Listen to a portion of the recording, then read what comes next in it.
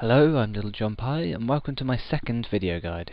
In this video I'm going to cover another question which I'm commonly asked, and that is, what does the Ring of Wealth actually do, and is it worth me actually wearing one? There's a lot of misconceptions out there about what the Ring of Wealth actually does. A lot of people think it does nothing, and I'm going to show you it does do something, and by the end of this video you'll know exactly what it does.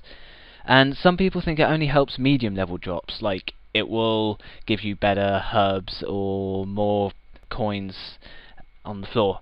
It does more than that. It doesn't even affect these at all. It only affects the rare items.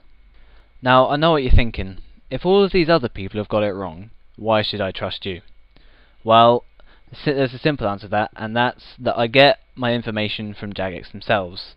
The information I'm going to tell you now is the same information that you can find in issue 24 of the God Letters on the RuneScape website, where someone actually asked Guthix what the Ring of Wealth does, and he explains it using roulette wheels, and it's a bit confusing. I'm going to be using a much nicer example.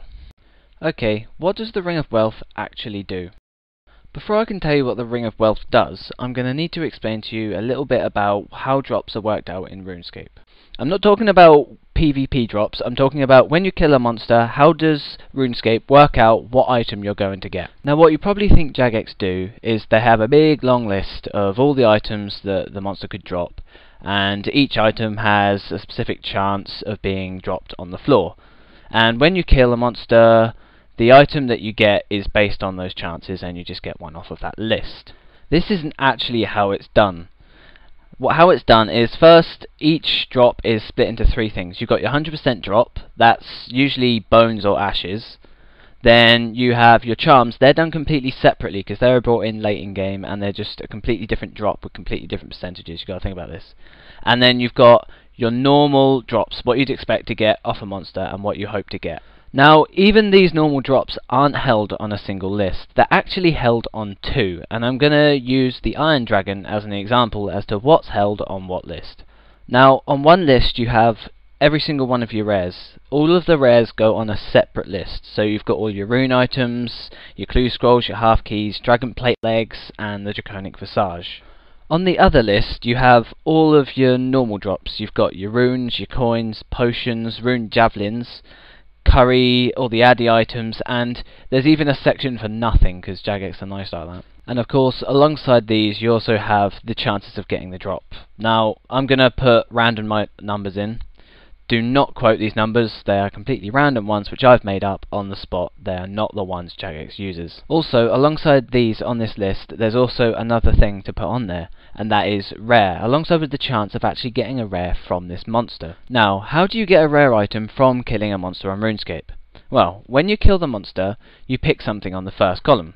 Most of the time it will just be crap. It will be coins, addy items, all of that rubbish. But occasionally you'll actually hit on this rare item in the list, and that means you're going to get something off of the second list. So we go to the second list, and that is where you get your drop from. So, in summary, in order to get a rare item on RuneScape, a specific one, not only do you have to hit rare on the first column, in order to get a Visage you have to hit Visage on the second column as well. Now we know how to get a rare on RuneScape, we can start thinking about how the Ring of Wealth affects these tables in order to actually get a decent item. Now, the Ring of Wealth doesn't actually affect this first column. It doesn't change the chances of you actually getting a rare or anything else.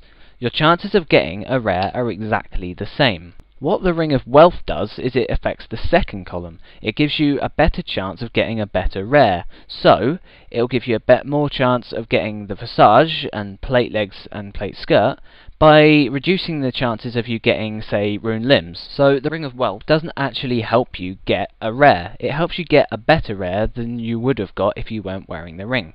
So when should I wear the Ring of Wealth?